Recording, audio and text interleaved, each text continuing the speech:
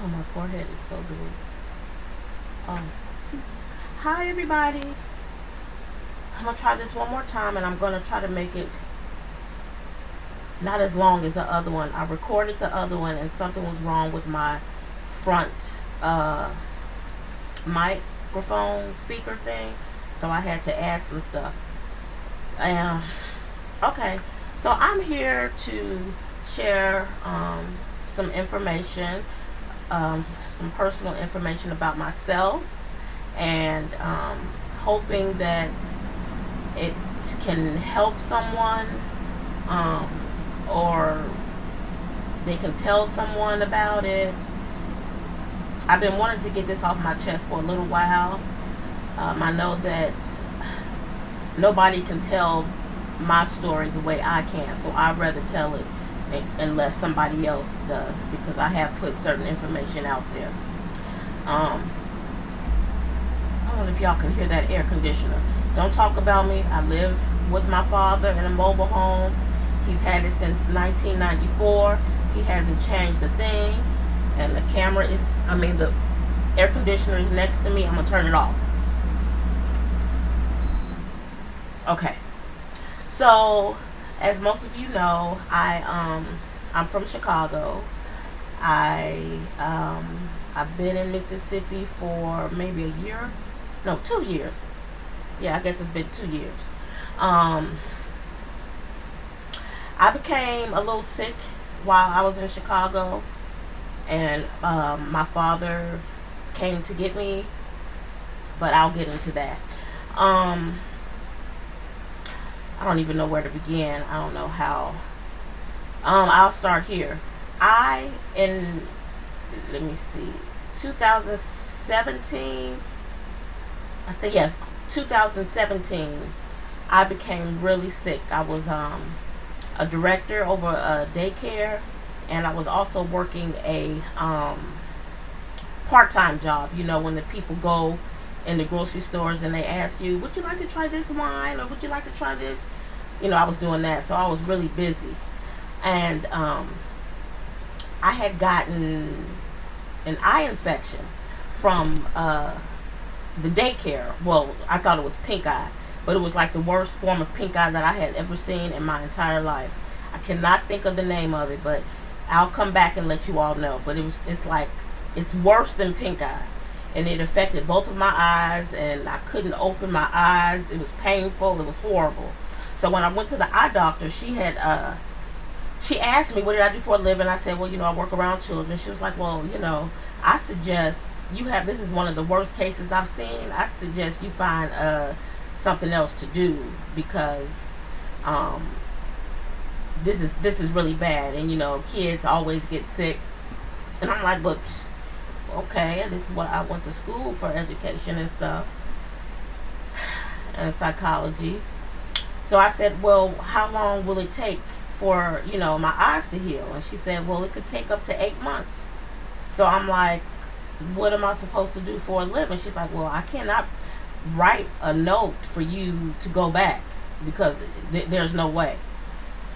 So I was pretty much stuck in the house, couldn't drive because I couldn't see. Whenever I thought my eyes would get better, they got worse. It was just a whole mess.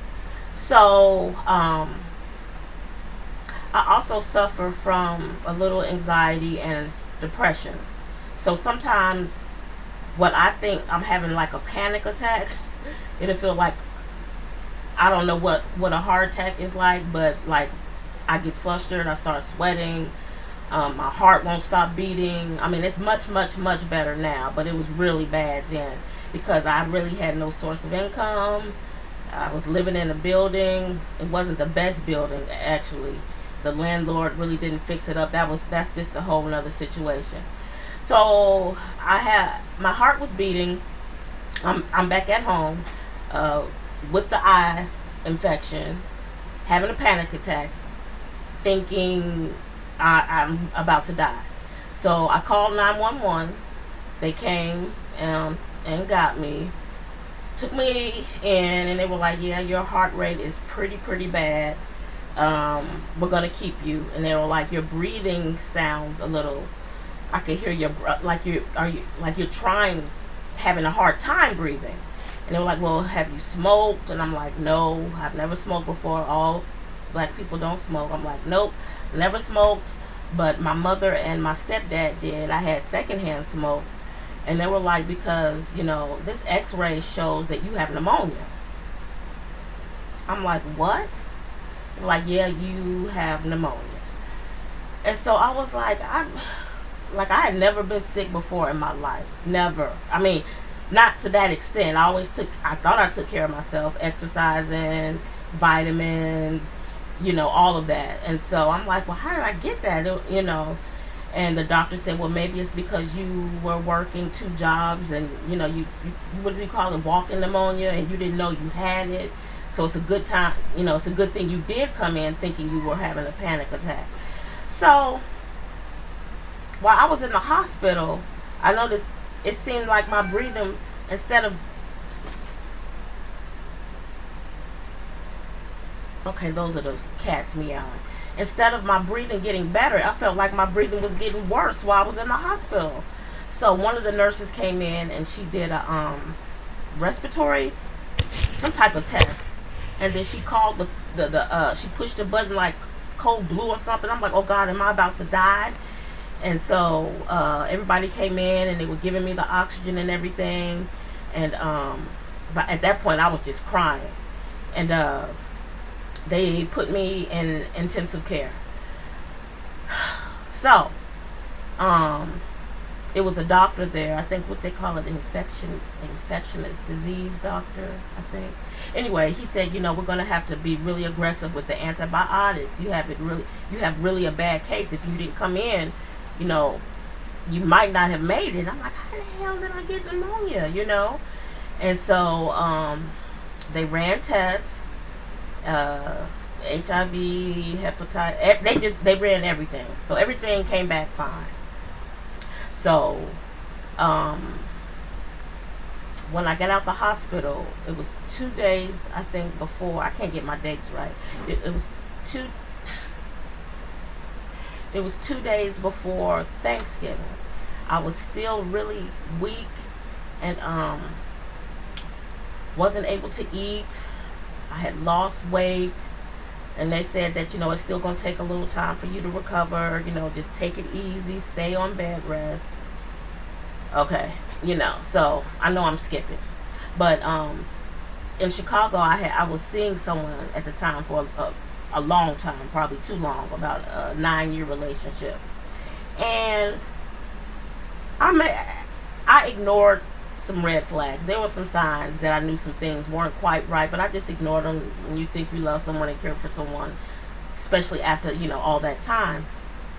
And I remember he came to see me right when I got out the hospital, and he wanted to be intimate, and I was like I couldn't. I was like weak.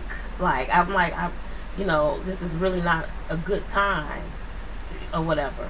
And it's like he was really persistent. Not like he raped me or anything, but it was just different. It wasn't.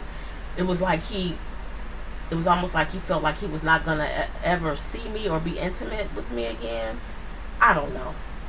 Okay, so I guess maybe about a week or so later, I had got a fever.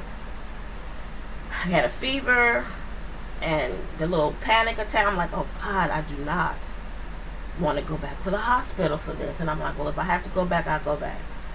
So I went back to the hospital. They were like, yeah, your heart rate. They're like, you need to just calm down and relax. Everything is fine. I was telling them, they were like, everything's going to work out. I know you're not working right now. Everything is, do you have family that you got? I'm like, well, my dad's in Mississippi and my brother. We don't talk that much, but we do talk, I didn't really want to worry anybody. So they checked my heartbeat and they were like, yeah, it's up there. We're going to keep you. I'm like, no. I still wasn't really fully recovered from the pneumonia. So they sent me back, in the sitting area in the emergency room, and they, how when they have somebody come and to sign the papers, like that annoying person, but I know somebody's got to do it. Well, here's your consent to be treated. Here's your consent for this. Oh, and then she came back. She was like, "You were just here. Did you get an HIV screening?" I said, "Yeah, I had one. When I had pneumonia." She was like, "Okay, so you don't need another one." And so I said, I don't know, it was God or something. I said, "You know what? Go ahead and just test me," because I knew I had just been with my partner or whatever. So she was like, "Okay." So I'm thinking, no big thing. They're gonna tell me, relax. Go talk to somebody about your problems. They took all this blood work, and I was in there for like, I don't know. It seemed like 4 hours. I'm like, what's going on? Is somebody gonna tell me? I mean, and the nurse was like, "Well, the doctor will be in to talk to you." I'm like, "Is everything okay?" And she kind of patted me. She was like, "The doctor will be in. Just stay calm." And I'm thinking, because cancer runs in my family, I'm like, they must have found, I probably have cancer. That's the first thing. That's the first thing that came to my mind. I'm like, oh God, what am I going to do? I'm like, okay. So I was trying to be calm. And the doctor, actually it was an intern who came. It was an intern because it was the same intern who treated me when I had pneumonia. So he comes in the room and he looks at me and he kind of looked down and he said, "Miss Robinson, we must have missed something." And I'm like, "Missed what? What did you miss?" They're like, "Well, when you were here with pneumonia, we must have missed something because we ran every test." I'm like, "Do I have cancer?" And he was like, "No, you're HIV positive." And it was like, I couldn't even, like how things, like in slow motion, it was like, it's like I heard him, but I wasn't understanding. And I'm like, "What do you mean? I was just here." He was like, "I know, I don't know. Sometimes it can lay dormant." I'm like, "But you are," I'm like, "But and I'm like, "Wait, this can't," no, this can't, I'm screaming, I'm crying, like, "This can't be, no, test me again." He's like, "Well, the tests are expensive to run, but we will run it again." I'm like, "Okay." It was a mistake. He came back. "Yes, you have HIV." I did not know how to deal with it. I was in shock. I knew I had only been with one person. I was enraged. I was scared. I was embarrassed. So many things, and the only thing I could think of was I was telling the nurse, I need a phone. Give me a telephone. I need to call my boy. Give me a phone. She was like, "Okay, calm down. So I'm not gonna say his name. Usually, like, if I'll call, he won't call me right back. He'll wait a while or whatever. So I'm on the phone screaming, "I have fucking HIV. I'm in the hospital, in the emergency room, and they're telling me I have HIV." And he's on the phone, and he goes, "Burl, I am so sorry."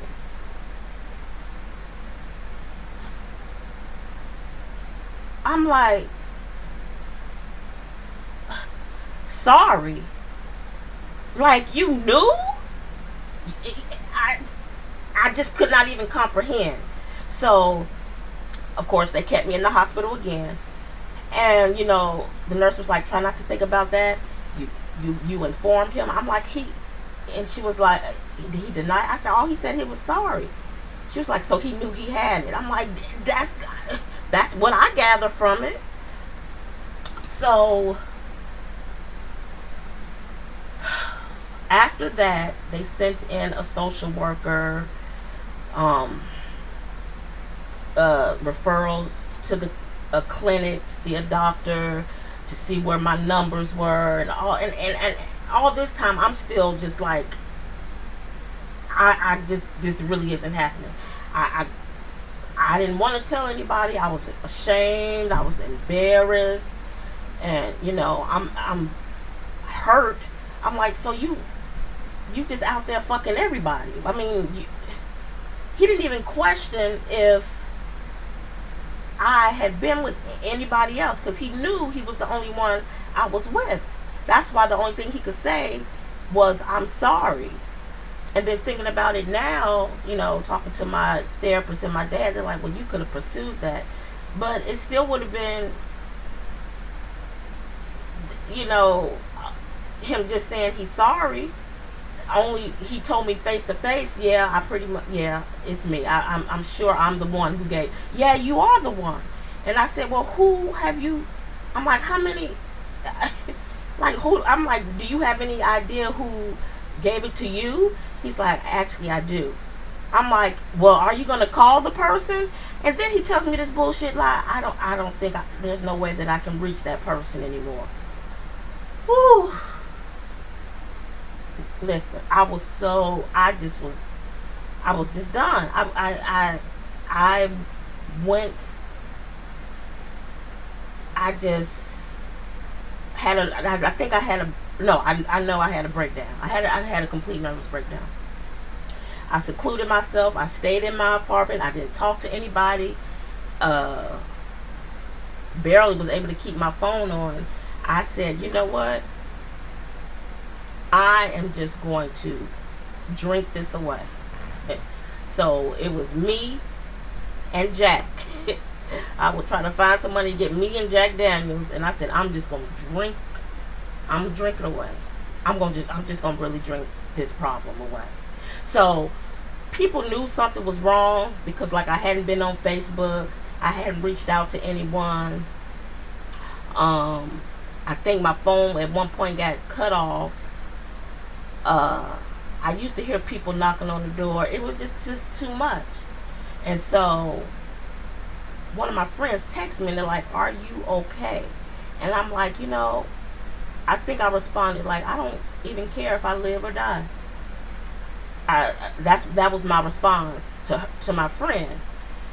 And so I don't even know when or what happened. All I knew is when I woke up, I was probably passed out drunk. I woke up, my window was open, and I look up, and it's two police officers, and I'm like, what the heck? They're like, Miss Robinson? I'm like, yes. Like, yeah, we have gotten information that you threatened to hurt yourself. I said that was a text message that I sent my girlfriend, because I know, no one had heard from me. And I was pretty much trying to reach out to a little bit, a cry for help. And they said, well, I said, I'm not going to hurt myself. They're like, well, we see you've been drinking. I'm like, yeah, I have. And they were like, well, you have to come with us. You have to come with us, because after, when you make a statement like that, you still have to go and get checked out. I'm like, I'm not going to the hospital. Like, you have to go to the hospital. It was two female police officers. They were really nice. So they took me to the hospital. I was in the emergency room. Oh, mind you, I forgot. I broke my left foot and 3 toes. I must have fallen down drunk or something. I don't even remember. But I was in a cast. That's just another video. So I'm in the hospital, and and they're like, oh, you again. I felt like, oh, I have to go through this. And so one of the doctors who had taken care of me, he was there, and it was just all embarrassing, and he was like, do you want to harm yourself or anyone else? And I'm like, anyone else? He was like, okay, never mind about you. Or do you want to harm yourself? And I'm thinking, and I couldn't. I was in such a bad state that, I told the doctor, I said, I don't want to kill myself, but if I didn't wake up, that would be fine. And I just tried to drink it away. Like, God just kept waking me up. And I'm like, if I don't wake up, I'm totally fine with that. And, you know, you hear all the things, you know, people are living long lives and Magic Johnson. And, you know, when you get that kind of news, I mean, I know everybody means well, but you don't want to hear that at the time. And, you know, Magic Johnson, yeah, he had some magic money. He's being taken care of well. Here I am, broke, depressed, no job, sick, HIV. My life is over, you know, in my mind.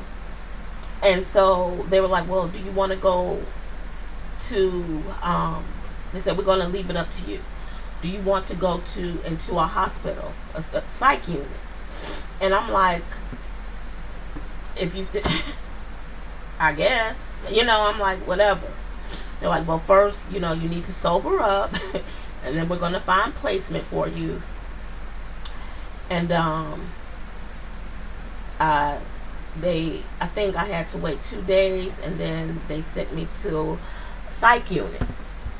And it was okay. It wasn't as bad as I thought. You know, they had a lot of group therapy and one-on-one with the psychiatrist. And, you know, they said that, you know, under the circumstances, we can understand why you feel the way you feel. And I was already having anxiety and stuff. And so the caseworker was like, well, I don't know if I feel comfortable sending you home. Will you hurt yourself? I'm like, I'll be fine. But the place I was living, the building, it wasn't a good building. It was like dilapidated, and the landlord, it was a mess, actually. I really didn't even want to be there. And so I did express that to her. She was like, well, do you have any friends? Do you want to go to a shelter? You know, I'm like, oh. Do you have family? And that's when I knew I had to call my brother, who is a doctor, psychologist. And it's just, I'm like, I gotta make this phone call. This is gonna be, oh my God, don't do this, Jesus. So I called him from the hospital, and I told him what was going on. And I said, I've been diagnosed, that I haven't been coping well, and so this is where I am. I'm not working right now. I don't have any money. Just letting you know this is where I am, because I know people have been trying to contact me. And he said, okay, just as calm as if he said, okay, all right, I have the number. Okay. All right, I'll be giving you a call. And I'm like, okay. You know, so I'm in the hospital, you know, group therapy, talking to people or whatever. It wasn't really that bad. But one thing I do know, I'm not going to mention any names. When you threaten, okay, they have to keep you. They're not going to just send you home. You have to stay for at least 5 days if you try to hurt yourself. So anyone who has stayed for, I don't know how that works. Maybe it works in different states differently, but anyway. So, oh, this is this cat. So, okay, yeah. So I'm in the treatment center, talking to everybody, and everybody tells why they're there. A lot of people were there for addictions, and some had some real severe mental challenges. And I talked to another support worker, and he said, you know, he can go to jail, right? And you know, I guess people saying, you know, you just being too nice about it. It's like, I can't even worry about I can only worry about me. Only thing he's saying is sorry. That's not saying he knew, which he admitted it eventually to me face to face. But What am I gonna do? You know. And then I found out so many things. I found out he was sleeping with his students because he was a college professor. He was bisexual. I didn't know any of this stuff. All this stuff came out. I'm like, oh, all this time, I was just a fool. It's like I was tunnel vision, you know. Um, yeah. So, uh, they, the case manager at the hospital was like, well, you have about 3 more days here. So your brother called. I'm like, oh, he did? He's like, yeah, and he's working on placement for you. And I'm thinking, oh, Lord, how am I going to stay with my brother? Oh. And so I'm like, okay. And she was like, so, yeah, I'll let you know. And so I think it was 2 days before, she was like, well, we found placement. I'm like, oh, okay, so I'm going to live with my brother. And she was like, no, your father is on his way. I'm like, who's father? Like, where? She's like, he's on his way to get you. I was like, okay.